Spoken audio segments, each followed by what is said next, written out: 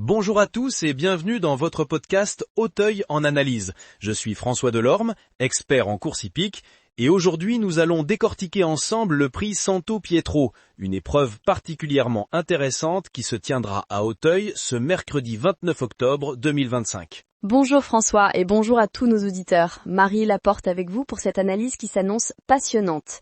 Le prix Santo Pietro, c'est une belle course de haies, une listed race dotée de 98 000 € qui se dispute sur les 3600 mètres du parcours d'Auteuil avec 16 partants, tous âgés de 4 ans. Exactement Marie. Et il faut le souligner, Auteuil, sous la pluie fine annoncée aujourd'hui, va offrir un terrain légèrement souple, ce qui pourrait avantager certains concurrents. Commençons par examiner quelques-uns des favoris de cette épreuve, à commencer par le numéro 1, Grey Fighter. Ah, Grey Fighter, ce Hongre de 4 ans entraîné par le duo George Zetterholm, est vraiment impressionnant. Sa dernière victoire dans le prix Guillaume de Pras-Comtal, début octobre, était éclatante. Il a littéralement dévoré ses adversaires sur le plat final, s'imposant avec une facilité déconcertante. Je confirme, sa ligne de performance avec ce 1 heure récent montre qu'il est au top de sa forme. Il supporte les 70 kilos qui lui sont attribués et semble parfaitement à l'aise sur cette piste d'Auteuil, où il a réalisé un chrono remarquable de 4 minutes 18 secondes 25 dans sa dernière course. Il est pour moi le favori logique de l'épreuve. Passons maintenant au numéro 4, Vol d'Argent, qui me semble être un sérieux outsider. Ce cheval est en grande forme, avec une seconde place, début octobre, justement derrière Grey Fighter, dans le prix Guillaume de Pras-Comtal, et une belle 4e place en septembre, dans le prix Alain et Gilles de Goulaine. Oui, c'est un cheval très régulier qui a l'avantage de bien connaître le parcours. Il s'est imposé à Dieppe en août et a montré une belle capacité d'accélération. Avec Jean-Philippe Ancel, qui le connaît parfaitement, je pense qu'il peut viser une place sur le podium. Je note aussi que Vol d'Argent a souvent la tactique d'être aux avant-postes dès le départ. Il se place rapidement et conserve son effort pour la fin.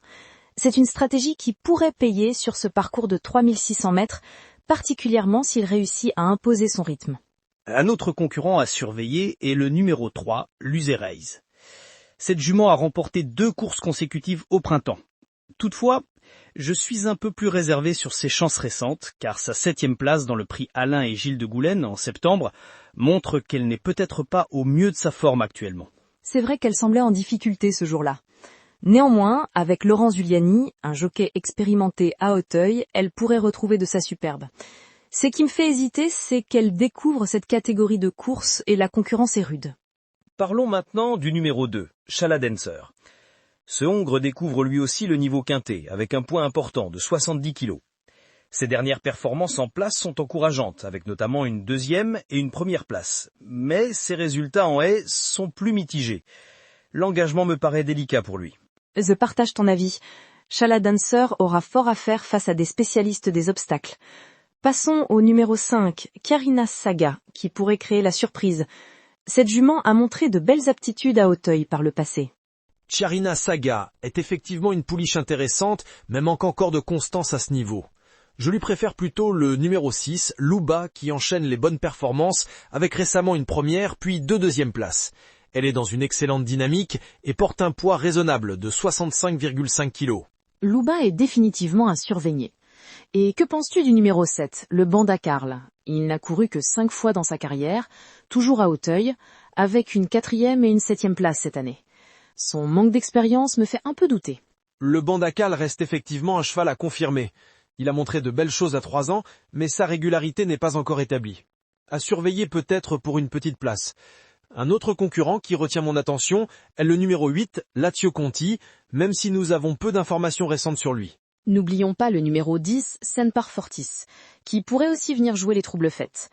Dans ce genre d'épreuve à Auteuil, les surprises sont fréquentes et les chevaux en apparence moins cotés peuvent parfois tirer leur épingle du jeu. Tout à fait. D'ailleurs, si l'on regarde le palmarès des derniers prix Santo Pietro, on constate que les favoris ne s'imposent pas systématiquement. Par exemple, l'an dernier, c'est Cassel Allen qui l'avait emporté à une cote de 10 contre 1. C'est ce qui fait tout le sel de ces courses d'obstacles. L'incertitude est toujours présente et les haies peuvent redistribuer complètement les cartes. Alors François, si tu devais te donner ton pronostic pour ce prix Santo Pietro, quels seraient les chevaux que tu retiendrais? Pour moi, le vainqueur devrait se trouver parmi ces 4 chevaux. Grey Fighter, Vol d'Argent, Luba et Astrologer, qui porte le numéro 11 et qui a récemment brillé avec une belle 2e place dans le prix Alain et Gilles de Goulaine. Mon trio gagnant serait donc Greyfighter 1, Vol d'Argent 4 et Luba 6. Je rejoins ton analyse, mais j'ajouterais Chiarina Saga 5 pour compléter le quintet, car elle me semble capable d'une belle performance si la course se déroule à un train soutenu. Mon pronostic final serait Greyfighter 1, Vol d'Argent 4, Luba 6, Astrologeur 11 et Chiarina Saga 5. Pour résumer notre analyse du prix Santo Pietro, nous avons donc comme base solide le numéro 1, Greyfighter, actuellement au sommet de sa forme et qui semble parfaitement convenir aux conditions de course. Il a démontré sa valeur lors de sa dernière sortie et devrait confirmer aujourd'hui. Exactement. Et n'oublions pas notre coup de cœur commun, Vol d'Argent 4, dont la régularité et la connaissance du parcours sont de sérieux atouts. C'est un cheval qui n'a cessé de progresser cette année et qui peut venir contester la victoire aux favoris. Pour conclure, cette édition du prix Santo Pietro s'annonce particulièrement ouverte avec des concurrents de qualité. Les parieurs devront prêter attention à l'état du terrain qui pourrait évoluer avec la pluie annoncée et favoriser certains spécialistes des parcours souples. Absolument. Et pour ceux qui nous écoutent, n'oubliez pas de suivre cette course ce mercredi 29 octobre à 13h55 sur Auteuil. Elle promet d'être passionnante. Merci de nous avoir suivis pour cette analyse du prix Santo Pietro.